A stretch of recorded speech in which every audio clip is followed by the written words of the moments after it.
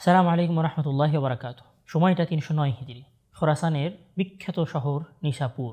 এই নিশাপুরেই এক বিখ্যাত দাওয়াতের আয়োজন। নিশাপুর বাজারের সকল মানুষ এবং নিশাপুর শহরের সকল গণ্যমান্য ব্যক্তিকে এই বিশেষ দাওয়াতে অংশগ্রহণ করার জন্য আহ্বান জানানো হয়েছে। নিশাপুর শহরের সকল কসাইয়ের কাছ থেকে উট এবং দুম্বার গোস্ত চাওয়া হয়েছে। নিশাপুর শহরের সকল রুটি কারকদেরকে বিপুল পরিমাণে রুটি প্রস্তুত করার জন্য বলা হয়েছে। নিশাপুরের ইতিহাসের সর্ববৃহৎ দাওয়াতের প্রস্তুতি চলছে। হ্যাঁ, এই দাওয়াতটা নিশাপুরের কোনো আমিরের দাওয়াত না, অথবা তৎকালীন সময়ের কোনো সম্রাট বা বাদশাহের দাওয়াত না। এটা হচ্ছে তৎকালীন সময়ে নিশাপুরের বিখ্যাত মুহাদ্দিস আবু বকর মুহাম্মদ ইবনে ইসহাক ইবনে খুজাইমা আস-সুলামিয়ান নিশাপুরিয়া শাফিঈ রাহিমাহুল্লাহর দাওয়াত। তিনি দাওয়াত দিয়েছেন তার বাগানে পুরো নিশাপুরের সকল মানুষকে। আজকে আমরা জানব ইতিহাসের এই বিখ্যাত মুহাদ্দিসের জীবনীতে লুকানো অজানা, আমাদের জীবনে উৎসাহ দানকারী অসংখ্য গল্প সম্পর্কে।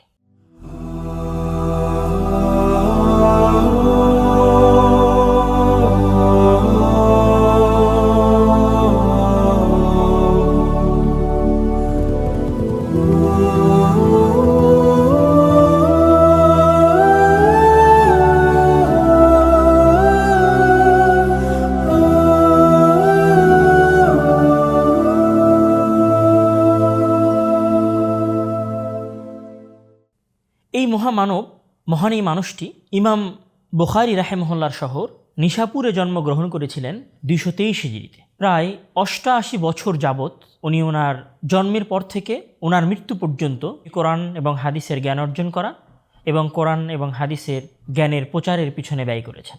ইবনে খুজাইমা রাহিমাহুল্লাহর জীবনীতে কয়েকটা ইন্টারেস্টিং গল্প আছে।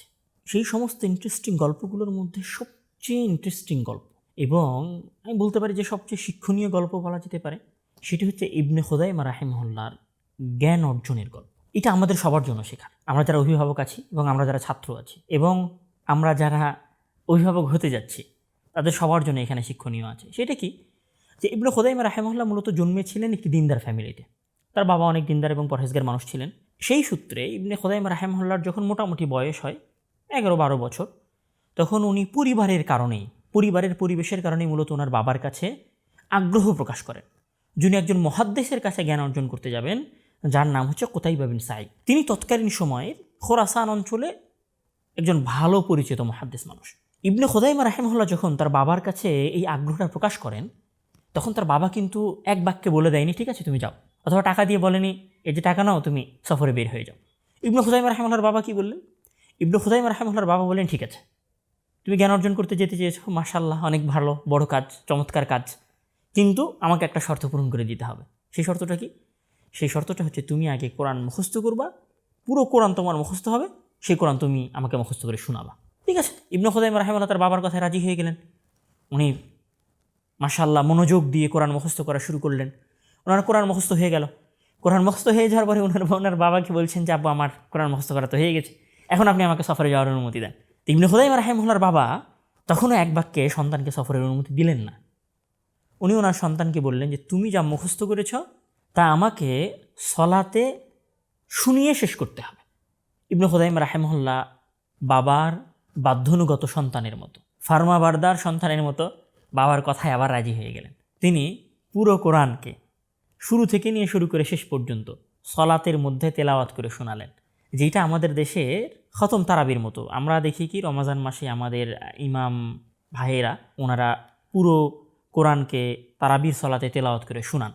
তো ইবনে খুজাইমা রাহিমাহুল্লাহ অনেকটা এই কাজটাই করেছিলেন। যখন উনি সলাতের মধ্যে পুরো কোরআন শুনিয়ে ফেললেন, তখন তার বাবা তাকে সফরের অনুমতি দেন। এখানে আমাদের জন্য শেখার কি আছে? এখানে আমাদের জন্য শেখার আছে, আমাদের অনেক গার্ডিয়ান, অনেক অভিভাবক আবেগের বশে সন্তানকে হওয়ার পরেই মাদ্রাসায় দিয়ে দিয়ে যান, হওয়ার পরেই আবাসিকে রেখে দেন। এবং শুধু আবাসিকে রেখে দেন না, আবাসিকে রেখে দেওয়ার পরে তার সন্তানের প্রতি যে তার আলাদা কোনো দায়িত্ব আছে, আলাদা কোনো কর্তব্য আছে, এটা আসলে ওনারা অনুধাবনই করতে চান না। মনে করেন যে সব দায়িত্ব হচ্ছে প্রতিষ্ঠানের। কিন্তু আমরা ইবনে খুজাইমা রাহিমাহুল্লাহর বাবার জীবনীতে কি দেখলাম এবং ইবনে খুজাইমা রাহিমাহুল্লাহর জীবনীতে কি দেখলাম? যে ওনার বাবা ওনাকে কোরআন মুখস্থ করিয়ে নিয়েছেন। উনি একটা ভালো ফ্যামিলির সাথে ইনক্লুড করতেন, বিলং করতেন একটা ভালো ফ্যামিলির সাথে। কোরআন মুখস্থ করার পরে সেই কোরআন উনি ওনার বাবাকে সলাতের মধ্যে শুনিয়েছেন, তারপরে সফরের অনুমতি পেয়েছেন। উনি যখন সফরের উদ্দেশ্যে বের হন ২৪০ হিজরিতে, তখন ওনার সবচেয়ে প্রিয় শায়েখ কুতাইবা বিন সাঈদ রাহিমাহুল্লাহ মারাও গেছেন। এবং এই মারা যাওয়াতে ইবনে খুজাইমা রাহিমাহুল্লাহ বিন্দু মাত্র ডিসঅ্যাপয়েন্টেড হন নাই।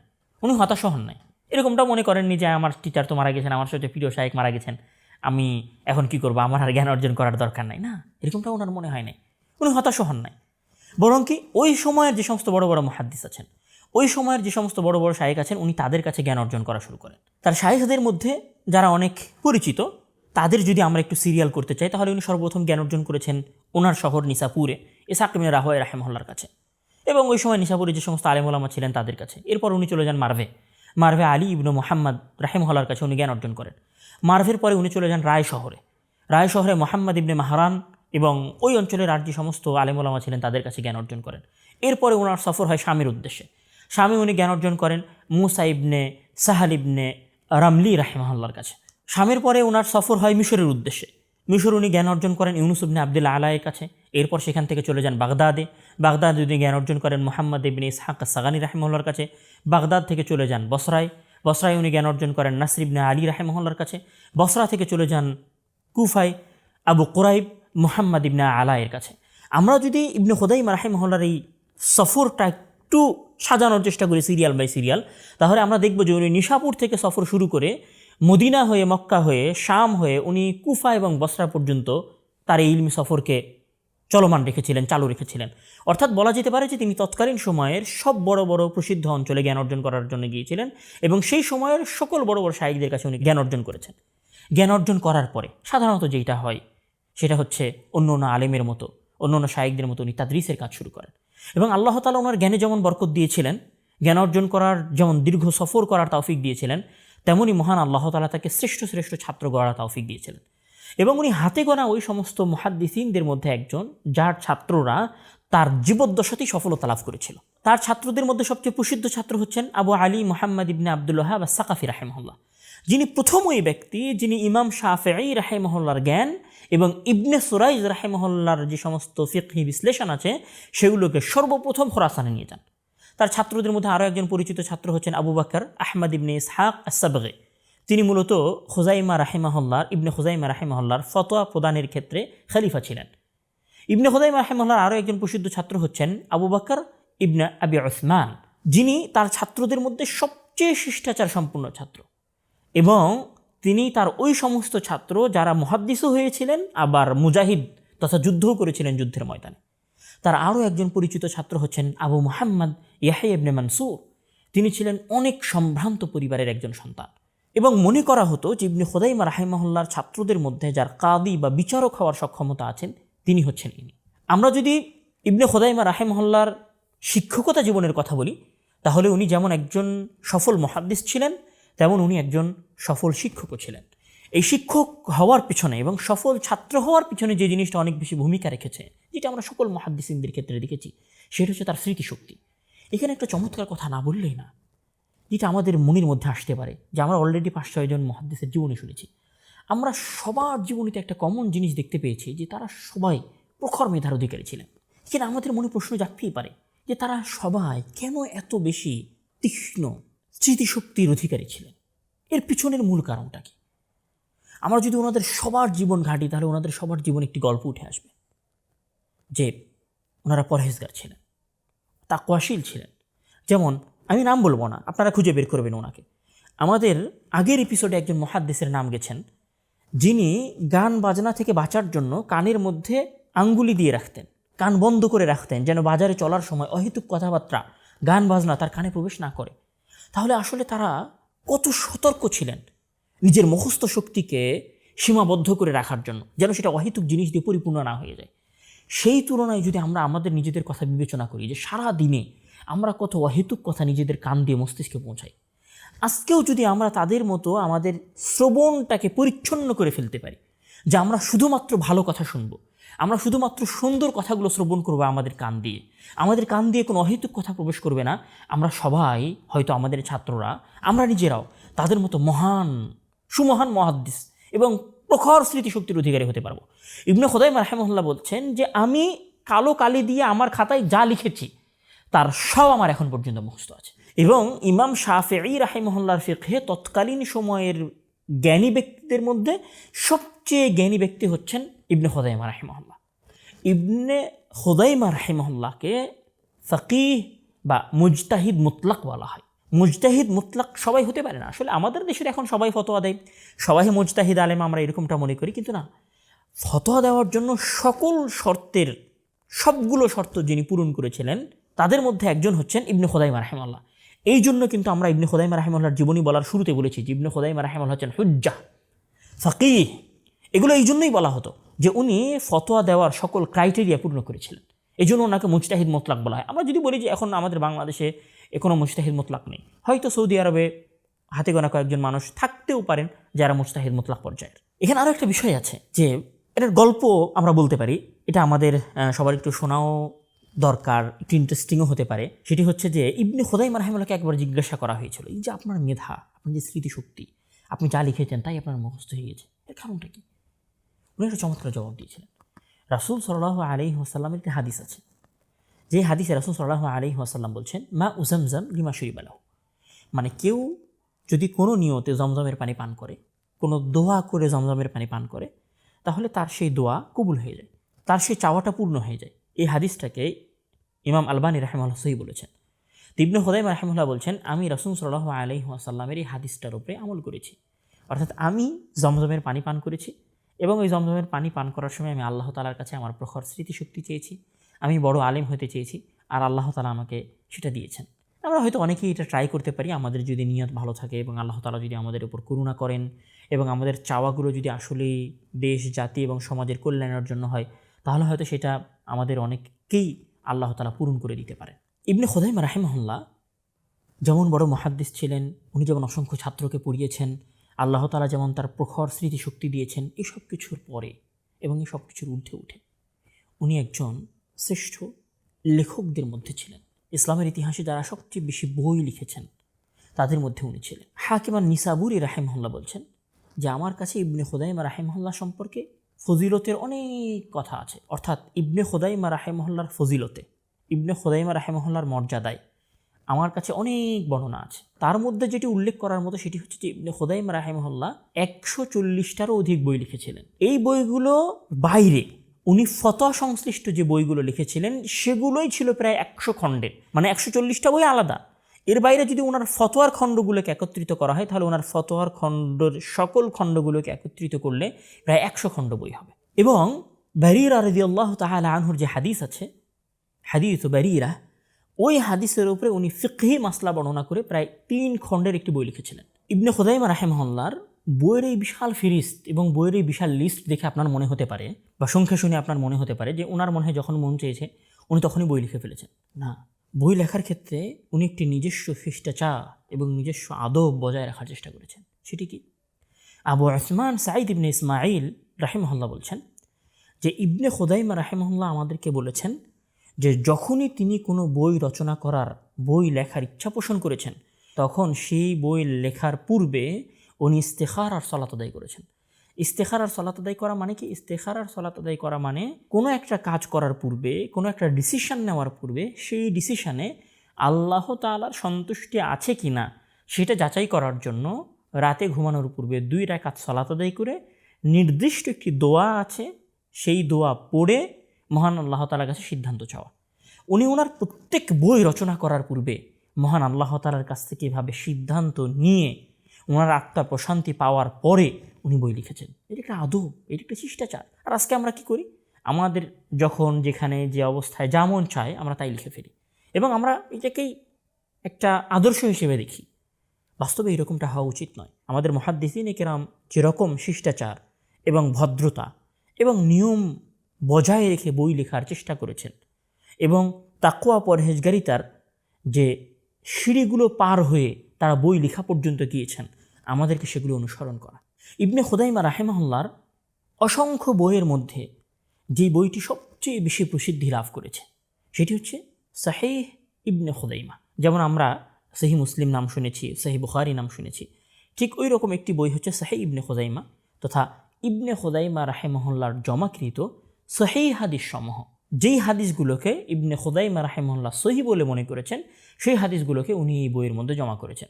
ঠিক এরকম আরও একটি বই আছে, সেটি হচ্ছে ইমাম ইবনে হিব্বান রাহিমাহুল্লাহর বই সাহিহ ইবনে হিব্বান। এখন এখানে একটা প্রশ্ন আসতে পারে আমাদের মনে যে আমরা তো জানি যে সবচেয়ে বিশুদ্ধ গ্রন্থ পবিত্র কোরআনের পরে সহিহ বুখারী এবং সহিহ মুসলিম। তাহলে কি আমরা এটা মনে করব যে সহিহ ইবনে খুজাইমার মাঝে যে সমস্ত হাদিস আছে সেগুলো সবই শুদ্ধ, বা সেগুলো সবই সহিহ বুখারী এবং সহিহ মুসলিমের হাদিসের পর্যায়ের? না, অনেকটা এরকম না।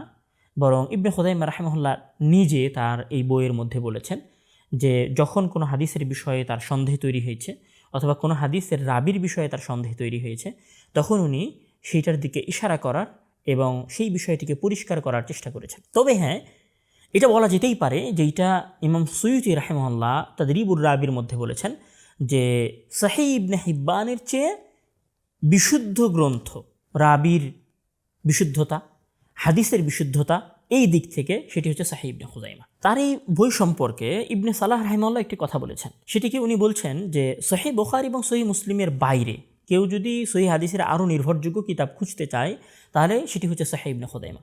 তাহলে আমরা বলতে পারি যে সহিহ বুখারী এবং সহিহ মুসলিমের পরের বই হচ্ছে সহিহ ইবনে খুজাইমা। এখন সহিহ ইবনে খুজাইমার সকল হাদিসগুলোকে আমরা বিশুদ্ধ মনে করব কিনা, আমরা সঠিক মনে করব কিনা, এই বিষয়ে আমাদের মানদণ্ড কি হওয়া উচিত? এখানে ইবনে হাজার আসকালানী রাহিমাহুল্লাহর একটি কথা বলে আমি আমার কথাটাকে শেষ করব। ইবনে খুজাইমা রাহিমাহুল্লাহর এই বই সংশ্লিষ্ট সেটি হচ্ছে যে ইবনে হাজার আসকালানী রাহিমাহুল্লাহ বলছেন যে ইবনে খুজাইমা ও ইবনে হিব্বানের কিতাবের হাদিসগুলো সাধারণত সহিহ বা হাসান, যতক্ষণ না কোনো দুর্বলতা প্রমাণিত হয়, অর্থাৎ আমরা ততক্ষণ পর্যন্ত এই বইয়ের হাদিসগুলোকে বিশুদ্ধ মনে করব যতক্ষণ না সেগুলো দুর্বল হওয়ার, জয়ীফ হওয়ার কোনো প্রমাণ পাওয়া যায়। অর্থাৎ সেখানে দুর্বল হাদিস থাকতে পারে, জয়ীফ হাদিস থাকতে পারে, কিন্তু আমরা সেটাকে তখনই জয়ীফ অথবা দুর্বল মনে করব যখন সেটা দুর্বল হওয়ার অথবা জয়ীফ হওয়ার কোনো প্রমাণ পাওয়া যাবে। এখানে আরেকটি কথা না বললেই নয়, যেটি ডক্টর মোহাম্মদ মুস্তাফা আল আদমি রাহিমাহুল্লাহ বলেছেন সহিহ ইবনে খুজাইমার তাহকিকে। উনি বলেছেন যে সহিহ ইবনে খুজাইমাতে যে সমস্ত হাদিস আছে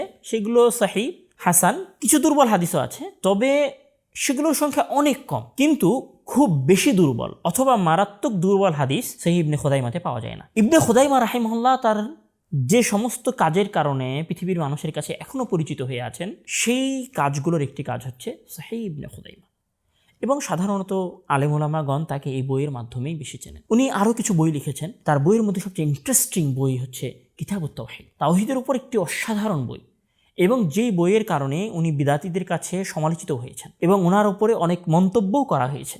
সেই মন্তব্যগুলোর ইবনে তাইমিয়া রাহিমাহুল্লাহ বিস্তারিত জবাব দিয়েছেন। আজকে আমরা সেগুলোর আলোচনার দিকে যাচ্ছি না, যেহেতু সেগুলো অনেকটা মাসাইল এবং একটু গভীর আলোচনা, সেটা হয়তো আমাদের জীবনীটাকে একটু ইন্টারাপ্ট করে ফেলতে পারে, এই জন্য আমরা সেগুলো বলছি না। কিন্তু কেউ যদি ইবনে খুজাইমা রাহিমাহুল্লাহর আকীদা সংশ্লিষ্ট আরও কিছু আলোচনা জানতে চায় তাহলে অবশ্যই তাকে কিতাবুত তাওহীদের উপর যে সমস্ত অভিযোগ আনা হয়েছিল সেগুলোর জবাবে ইবনে তাইমিয়া রাহিমাহুল্লাহ যা বলেছেন সেগুলো দেখতে পারেন। ইবনে খুজাইমা রাহিমাহুল্লাহ মুহাদ্দিস হওয়ার পাশাপাশি, মুসান্নিফ লেখক হওয়ার পাশাপাশি, শিক্ষক হওয়ার পাশাপাশি তিনি ছিলেন একজন দানশীল এবং উদার মানুষ। তার জীবনীতে একটি কথা বলা হয়েছে যে ইবনে খুজাইমা রাহিমাহুল্লাহ কোনো কাপড় দ্বিতীয়বার পরতেন না। তার নাতি ইবনে খুজাইমা রাহিমাহুল্লাহর নাতি মানে তার ছেলের সন্তান তার বিষয়ে মন্তব্য করেছেন যে তার দাদা ইবনে খুজাইমা একটা জামা শুধুমাত্র একবার পরতেন, তারপর সেই জামাটা তিনি কোনো গরিব অসহায় মানুষকে দিয়ে দিতেন। ইবনে খুজাইমা রাহিমাহুল্লাহর জীবনীতে আরও একটি প্রসিদ্ধ ঘটনা আছে, সেটি হচ্ছে নিশাপুরের ইতিহাসের সবচেয়ে বড় দাওয়াতের ঘটনা। 309 হিজরিতে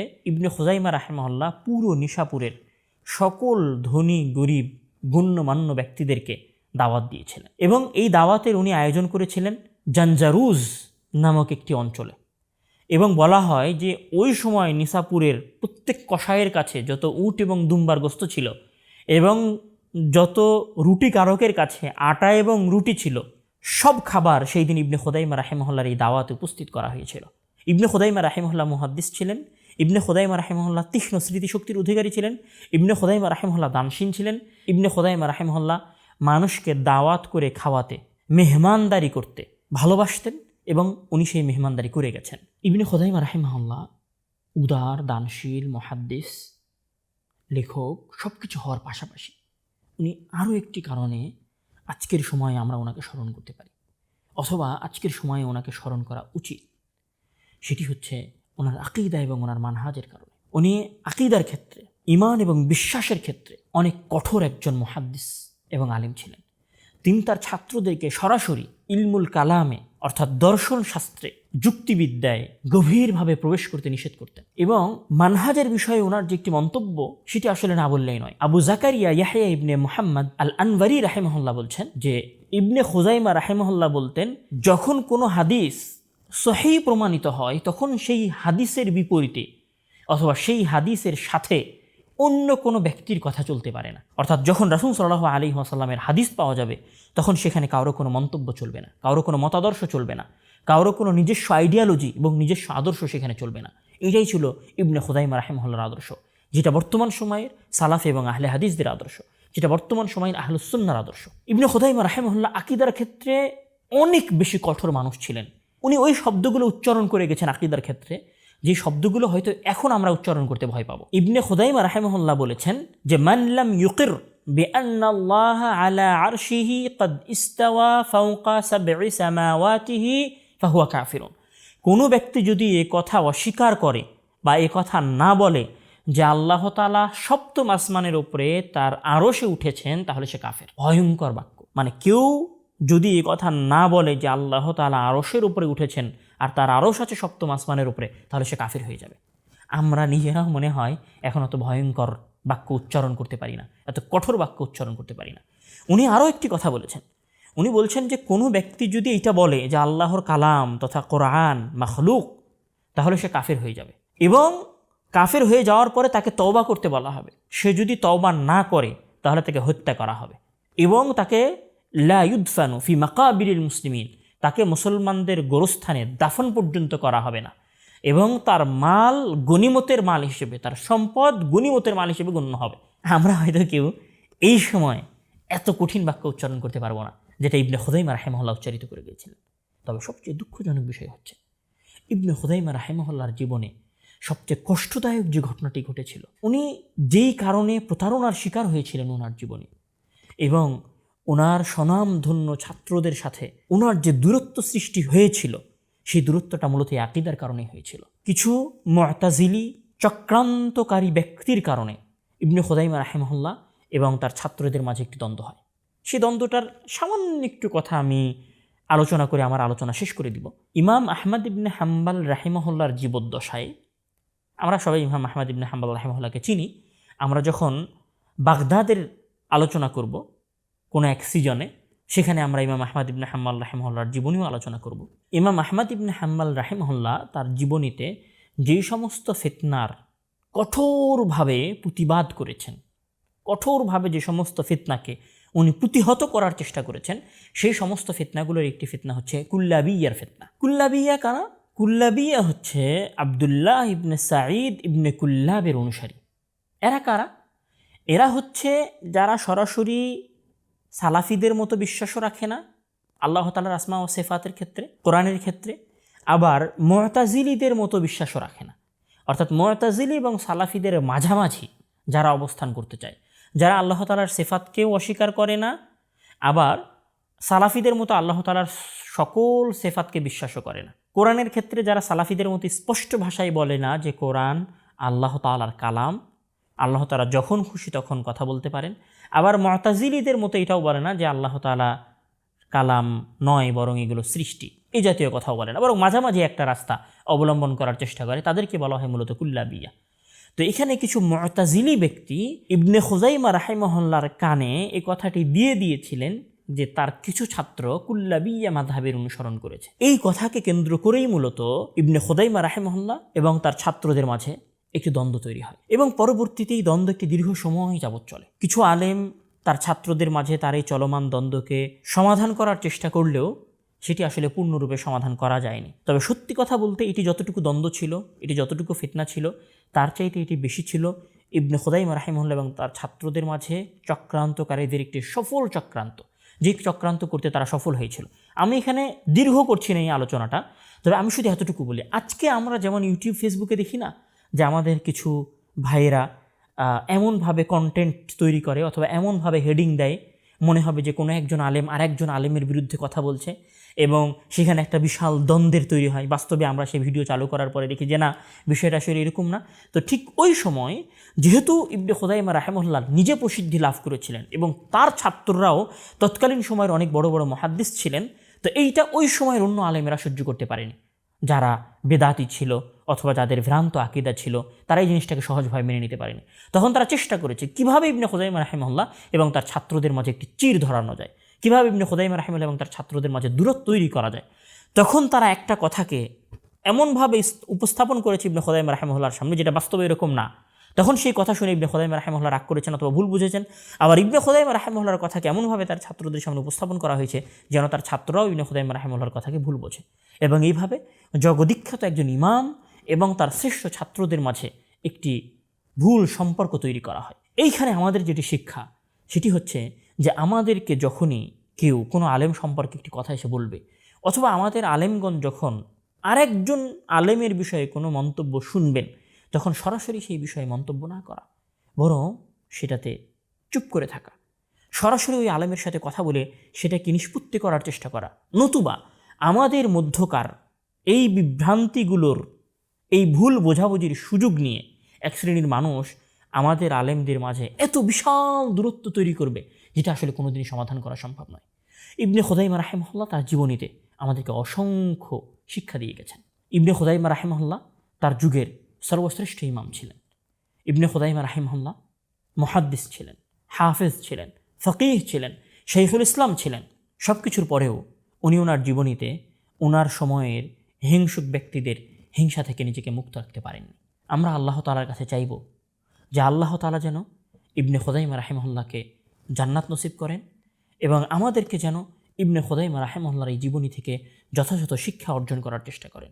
ইবনে খুযাইমা রাহিমাহুল্লাহর জ্ঞান অর্জনের যে সফর, সেই সফর উনি যেভাবে শুরু করেছিলেন, সেখান থেকে যেন আমরা শিক্ষা নিতে পারি, সেখান থেকে আমাদের অভিভাবকেরা যেন শিক্ষা নিতে পারে। ইবনে খুযাইমা রাহিমাহুল্লাহর বই লেখার ক্ষেত্রে ওনার যে তাকওয়া, যে সতর্কতা, সেখান থেকে যেন আমরা শিখতে পারি। উনি ওনার স্মৃতিশক্তি বৃদ্ধি করার জন্য যে চেষ্টা করতেন, সেই চেষ্টাটা যেন আমরা আমাদের জীবনে করতে পারি। এবং উনি ওনার জীবনে যেভাবে প্রতারণার শিকার হয়েছেন ওনার সমসাময়িক হিংসুকদের কাছ থেকে, আমরা যেন সেই ধরনের প্রতারণার শিকার না হই। মহান আল্লাহ তাআলা আমাদের সবাইকে ক্ষমা করুন এবং আমাদের সন্তানদেরকে, আমাদের উত্তরসূরিদেরকে ইবনে খুযাইমা রাহিমাহুল্লাহর মতো মহান আলেম হিসেবে কবুল করুন। সম্মানিত শ্রোতামণ্ডলী, ইনশাআল্লাহ আপনাদের সাথে আবারও দেখা হবে আল ইসলাম টিভির ধারাবাহিক সিরিজ ইতিহাসের অজানা মুহাদ্দিসগণের আগামী পর্বে অজানা কোনো এক মুহাদ্দিসের সাথে, যেখানে আমরা আবার নতুন কিছু শিখব ইনশাআল্লাহ। ওমা তৌফিক ইল্লা বিল্লাহ। আসসালামু আলাইকুম ওয়া রাহমাতুল্লাহি ওয়া বারাকাতুহু।